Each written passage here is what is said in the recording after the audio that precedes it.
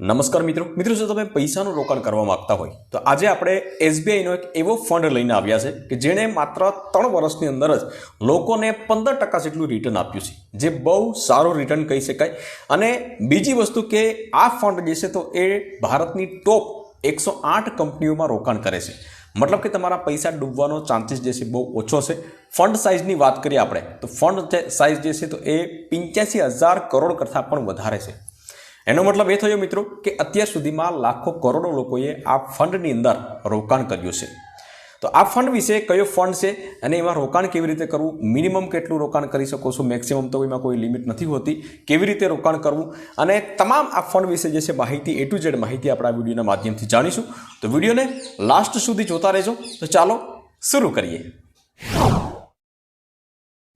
તો એસબીઆઈના આ ફંડ વિશે આપણે વિગતવાર વાત કરીશું મિત્રો। આપણે તમામ માહિતી આ વિડીયોના માધ્યમથી જાણીશું આપણે। માટે જો તમે અત્યારે પૈસાનું રોકાણ કરવા માગતા હોય મિત્રો, એ પણ તમે સેફ જગ્યાએ રોકાણ કરવા માગતા હોય, રિટર્ન સારું મેળવવા માગતા હોય તો આ આર્ટિકલ અથવા તો આ વિડીયો જે છે તમારા માટે ખૂબ જ મહત્ત્વનો છે। આમાં તમામ માહિતી આ વિડીયોના માધ્યમથી આપેલી છે, પરંતુ તમારે આર્ટિકલ જોતો હશે તો એની લિંક પણ હું નીચે ડિસ્ક્રિપ્શન બોક્સમાં રાખી દઈશ, તો ત્યાંથી તમે ચેકઆઉટ કરી શકશો અને વિગતવાર વાંચી શકશો। પરંતુ પહેલાં વિડીયો તમે જોઈ લેશો એટલે તમને તમામ માહિતી આ વિડીયોના માધ્યમથી તમને સમજાઈ જશે। તો આ ફંડમાં આજે તમે ફક્ત 50,000 રૂપિયા અથવા તો 1 લાખ રૂપિયાનું રોકાણ કરો તો ભવિષ્યમાં તમને અનેક ગણું રિટર્ન આપી શકે છે। તેનું કેલ્ક્યુલેશન કરીને પણ આપણે આગળ વાત કરીશું। બાકી જો તમે મિત્રો વિચારતા હોય આજના સમયની અંદર, આજે મોંઘવારીના સમયની અંદર કે મારા પૈસા જે છે એ મેં એફડી કર્યા છે, આરડી કર્યા છે, બરાબર, મતલબ કે ફિક્સ ડિપોઝિટ બેંકની અંદર તમે રાખ્યા છે, તો બેંકમાં અત્યારે વાર્ષિક 6 થી 7% વ્યાજદર તમને મળે છે, પરંતુ એના સામે તમે જો તો મોંઘવારી જે છે એના કરતાં ડબલ વધતી જાય છે। તો આવનારા સમયની અંદર તમારા પૈસાનું મૂલ્ય જે છે એ દિવસે દિવસે ઓછું થતું જશે। અને એટલા જ માટે અત્યારે મોસ્ટ ઓફલી લોકો જે છે તો કાં તો એસઆઈપી કરતા હોય છે અને કાં લમસમ પ્લાન એસઆઈપી જે છે કરતા હોય છે।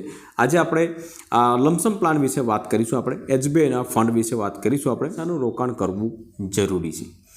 આજે એસબીઆઈનો લમસમ પ્લાન વિશે આપણે વાત કરવા જઈ રહ્યા છે। તેમાં ફક્ત એક જ વખત તમારે રોકાણ કરવાનું હોય છે, ત્યાર પછી તમારે કોઈ પણ પ્રકારનું રોકાણ કરવાનું હોતું નથી। હવે ફંડ વિશે જે છે આપણે આટલી બાબતો જાણીશું મિત્રો। આપણે કઈ બાબતો જાણીશું તો 1 લાખ રૂપિયા પર તમને આવનારા સમયની અંદર કેટલું રિટર્ન મળી શકે છે, એસબીઆઈનો આ કયો ફંડ છે, આમાં તમને કેટલા વર્ષમાં કેટલું રિટર્ન મળી શકશે તો એ પણ આપણે કેલ્ક્યુલેશન કરી શકશું।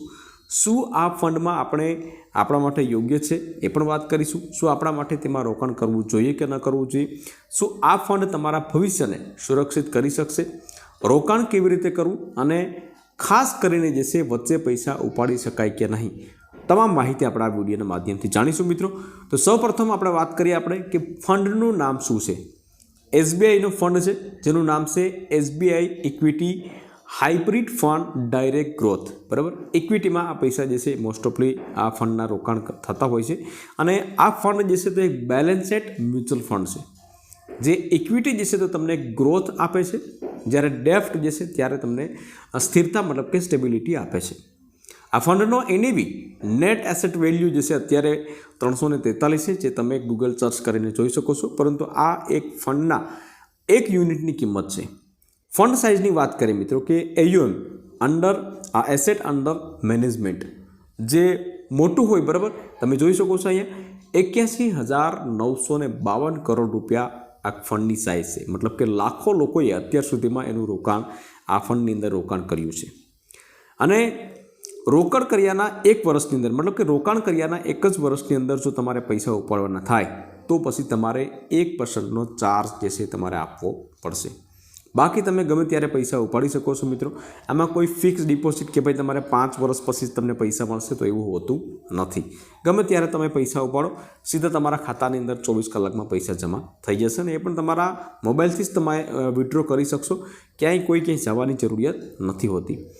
આ ફંડમાં એસબીઆઈએ મતલબ કે આ ફંડ એસબીઆઈએ 2013માં લોન્ચ કર્યો હતો, મતલબ કે બહુ જૂનું ફંડ કહી શકાય અને એનું તમે જોઈ શકો છો અંડર એસેટ વેલ્યુ જે છે એ પણ 82,000 કરોડ જેટલી છે। હવે મિત્રો આમાં રોકાણ કેવી રીતે કરવું એના વિશે થોડી વાત કરી લઈએ આપણે। તો રોકાણ જે છે તમે 2 માધ્યમથી કરી શકો છો। એક એસઆઈપી મતલબ કે સિસ્ટમેટિક ઇન્વેસ્ટમેન્ટ પ્લાન, જે તમે દર મહિને કરી શકશો. દર મહિને તમારે પૈસા કપાવવાના હોય છે. મિનિમમ 500 રૂપિયાથી તમે શરૂઆત કરી શકશો. મેક્સિમમમાં કોઈ પણ લિમિટ નથી, પરંતુ દર મહિને તમારા ખાતાની અંદરથી ઓટો ડેબિટ પૈસા તમારા કપાઈ જશે, બરાબર. અને બીજું એક છે લમસમ એસઆઈપી. આ જ ફંડની અંદર તમે એક સરખા પૈસા પણ નાખી શકો છો, પરંતુ મિનિમમ 1000 રૂપિયાથી આમાં શરૂઆત કરી શકો છો. મેક્સિમમ જે છે કોઈ લિમિટ નથી આમાં. 50,000, લાખ રૂપિયા, 2 લાખ રૂપિયા તમારે જેટલું નાખવું હોય તમે એટલું નાખી શકો છો. પરંતુ ઘણા બધા ગયા વિડીયોમાં કોમેન્ટ કરતા હતા કે ભાઈ પૈસા આ ફંડ જે છે તેમાં રોકાણ કેવી રીતે કરવું. રોકાણ કરવા માટે મિત્રો તમે ઝેરોધા, એન્જલ અથવા તો ગ્રો એપ્લિકેશન જે છે તમારા મોબાઈલમાં પ્લે સ્ટોરમાંથી ઇન્સ્ટોલ કરી લો. ડીમેટ એકાઉન્ટ જે છે પાન કાર્ડથી તમે ઓપન કરાવી લો અને ત્યાર પછી તમે ગમે તે પણ ફંડ જે છે લઈ શકો છો. એસબીઆઈ સિવાયના પણ ફંડ જે છે લઈ શકો છો અને એસઆઈપી કરાવી શકો છો, લમસમ એસઆઈપી કરી શકો છો, બરાબર. એટલે કોઈ ઇસ્યુ નથી કંઈ પણ તમારે. બીજી વસ્તુ કે આ જે ફંડ જે છે SBI equity hybrid fund direct growth, 108 ટોપ કંપનીઓ જે છે ભારતની એમાં રોકાણ કરે છે. ને એમાંથી અમુક કંપનીઓ જે છે એના તમને નામ હું બતાવી દઉં છું અહીંયા. એચડીએફસી બેંક લિમિટેડ, ભારતીય Airtel limited, state bank of India, Kotak Mahindra bank limited, ત્યાર પછી ICICI bank limited, solar industries India limited, Muthoot finance, Adani power, આવી ઘણી બધી 108 કંપનીઓ છે. તો તેમાં તમારા પૈસા જે છે એ રોકાણ થતા હોય છે. જેમ જેમ આ કંપનીઓ ગ્રોથ કરશે તો તે જ પ્રમાણે તમારા પૈસા પણ ચક્રવૃત્તિ વ્યાજ સાથે તમારા પૈસા વધતા રહેશે. માની લો કે તમે અત્યારે 10,000 રૂપિયાનું રોકાણ કર્યું છે, બરાબર. તો દરેક કંપની અંદર 10-10 રૂપિયા ડિવાઈડ થાય છે. એટલા માટે જોખમ જે છે તો એ બહુ નહિવત તમારું રહે છે. હવે વાત કરીએ મિત્રો કે ભાઈ છેલ્લા 5 વર્ષમાં આ કંપનીએ કેટલું રિટર્ન આપ્યું છે. તો છેલ્લા 5 વર્ષની અંદર 1 મહિનાની વાત કરીએ આપણે તો 5%નું રિટર્ન આપ્યું છે. છેલ્લા 1 વર્ષમાં 15%નું રિટર્ન આપ્યું છે. છેલ્લા 3 વર્ષની અંદર 15%નું રિટર્ન આપ્યું છે અને છેલ્લા 5 વર્ષમાં 16%નું રિટર્ન આપ્યું છે. અને એવરેજ અત્યાર સુધીની એવરેજ આપણે માનીએ તો 15%નું રિટર્ન આપ્યું છે, જે બહુ સારું કહી શકાય, ઘણું બધું સારું કહી શકાય મિત્રો. મતલબ કે તમે અત્યારે આજથી 5 વર્ષ પહેલાં 1 લાખ રૂપિયાનું તમે રોકાણ કર્યું હતું તો અત્યારે 5 વર્ષની અંદર તમારા પૈસા ડબલ થઈ ગયા હતા, બરાબર. તમારું જે એફડી તમે કરી હતી એના કરતાં ઘણું બધું વધારે આમાં કહી શકાય છે.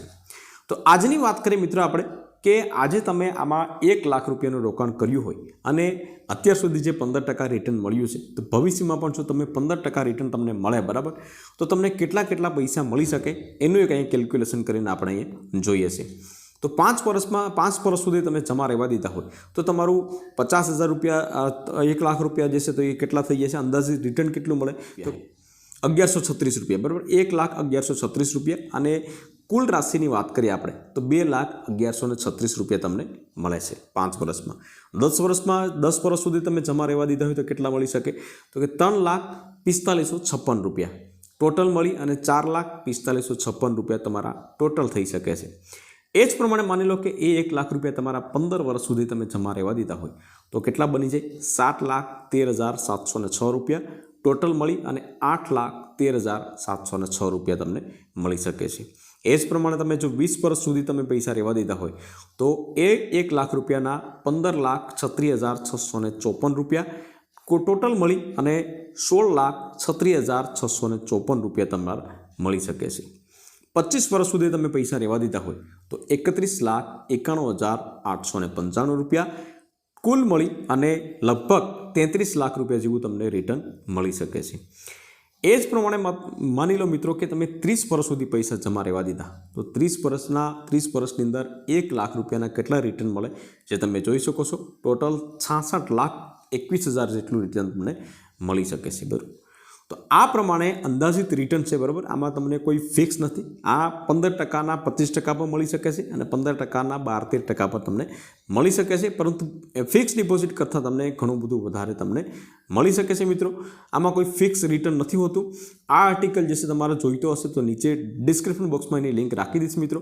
પરંતુ વિડીયો ગમ્યો હોય તો વિડીયોને એક લાઇક જરૂરથી કરી લેજો, શેર કરજો અને ચેનલ ઉપર નવા આવ્યા હોય તો ચેનલને સબસ્ક્રાઈબ જરૂરથી કરી લેજો.